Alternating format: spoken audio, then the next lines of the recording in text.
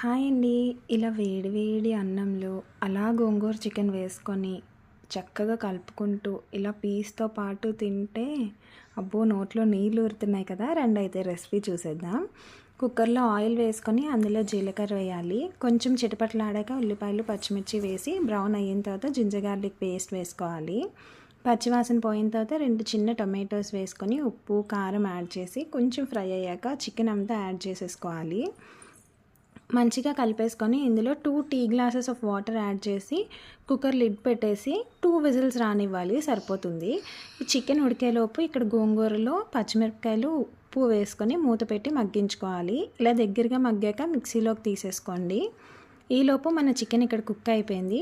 తర్వాత లిడ్ తీసేసి కొంచెం చికెన్ మసాలా యాడ్ చేసేసుకొని ఈ గోంగూర పేస్ట్ని కూడా యాడ్ చేసేసి దగ్గరగా మగ్గించుకోవడమే. కావాలంటే గోంగూర మిక్సీ పట్టకుండా కూడా వేయొచ్చు.